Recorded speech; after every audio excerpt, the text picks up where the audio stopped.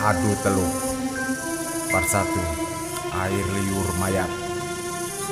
Kelentring, paku berkarat dimuntahkan ke lantai keramik dari mulut Nyeruk. Sebelumnya, mulut Nyeruk mendekat ke kening istriku, Asih yang berbaring di ranjang besi tua. Nyeruk tak henti bergumam seperti merapalkan mantra. Dari kening istriku keluar sebentuk paku berkarat, ditarik dengan gigi Nyeruk. Peluh memenuhi wajah Nyeruk.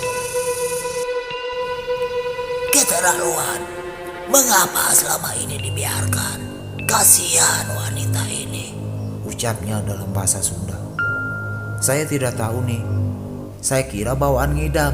Berdebah. Apa kamu tidak bisa membedakan? Sakitnya hanya waktu-waktu tertentu saja. Tatapan Nyeruk menerobos melalui celah rambutnya yang putih panjang. Tak teratur itu ke arahku. Aku sejenak terkesiap oleh tatapan memelototi. Iya Nek.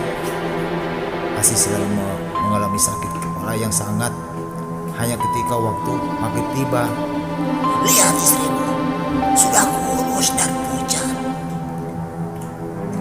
Kira-kira siapa yang melakukannya, Nek? Begitu banyak yang membenci kakekmu.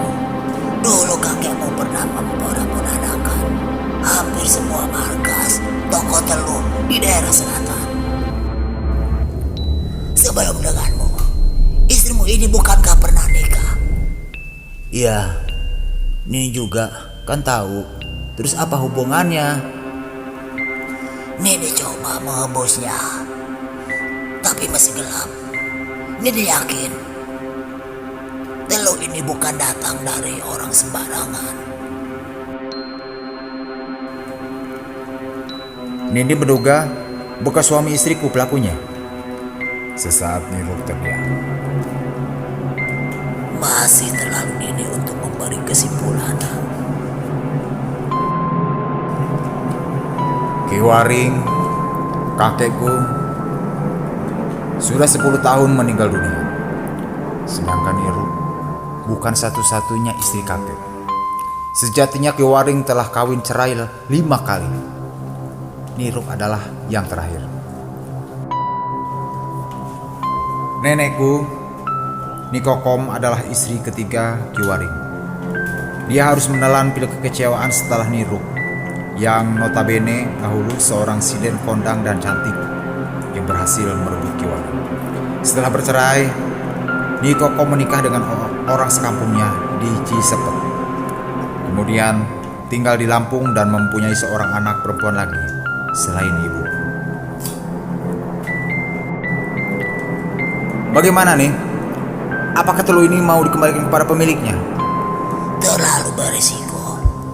Sangat berbahaya jika kita belum tahu kekuatan lawan. Tapi kalau dibiarkan nih, pasti dia tidak akan berhenti mencelakai Asih. Ya benar, seperti yang kamu katakan. Sebenarnya ada satu cara melawannya. Tapi Nini sudah lemah dan tua. Nini tidak sanggup menjalankannya. Apa itu nih? Ucapku penasaran. Percoba. Kecuali kamu mau melakukannya. Sebaiknya kamu urus dulu itu istrimu. Besok pagi akan Nini beritahu. Asih masih berbaring. Tatapan lemahnya melirik ke arahku. Bagaimana sekarang Nyi? Asih membeleng lemah. Kita pulang ya Nyi, ajakku, bermaksud kembali ke rumah mertuaku. Aku dan istriku sebenarnya tinggal di Lampung. Dan ini hari ketiga aku berada di Jawa, di kampung Cihampelas. Istriku masih satu desa dengan kakekku, hanya beda kedusunan. Meski begitu dibutuhkan 1/4 jam perjalanan menggunakan sepeda motor.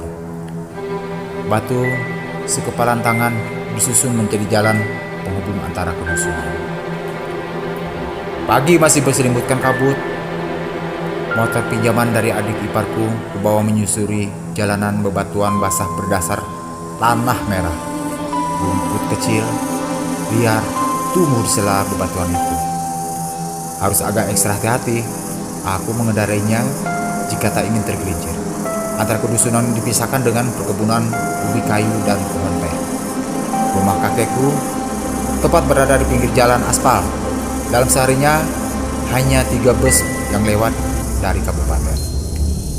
Menjorok agak ke lembah di sebuah tikungan motor kuhentikan. Bangunan permanen tua masih berdiri meskipun ada retak di beberapa sudut. Lebih menjorok ke lembah, tampak kolam berair kecoklatan dengan satu gazebo. Seseorang keluar begitu mendengar suara motorku. Lelaki berusia 36 tahun, agak pincang kaki kanannya. Lelaki kurus itu menghampiriku. Ditunggu Nini di kamar. Dia adalah Mang Ujang, anak tunggal Ni Eruk. Telah beristri tapi belum memiliki anak dan tinggal bersama Niruk untuk membantu penggarapan sawah dan kebun teh. Oh iya Mang. Aku bergegas ke dalam rumah. Cahaya yang minim dikarenakan rumah terhalang dinding tanah dan pepohonan. Jalan aspal tepat di atasnya. Bau apek seketika menyeruak di ruangan lembab. Nini Eruk duduk di kursi kayu tua di sudut kamar. Rambut putih bergelombang sepinggang menutupi sebagian wajahnya. Berkebaya kelabu. Bagaimana nih? Sini, lebih mendekat. Niruk menggenggam beberapa benda hitam berbentuk lidi. Kamu tahu ini apa? Bukankah itu lidi buah arni? Benar. Ini adalah nyerek kau. Jumlahnya ada 7. Tapi ini belum lengkap. Masih ada yang kurang. Gampang nih, saya bisa mencarinya. Berdebah.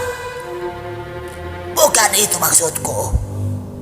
Nada bicara Niruk meninggi dan membuatku bergidik mengeri. Di kampung sebelah, tepatnya 2 hari lalu, telah meninggal setelah melahirkan. Aku semakin bingung dengan arah pembicaraan Niruk.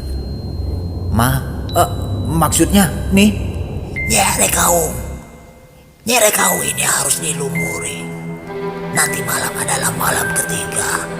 Kamu harus mengambil air liur mayat itu.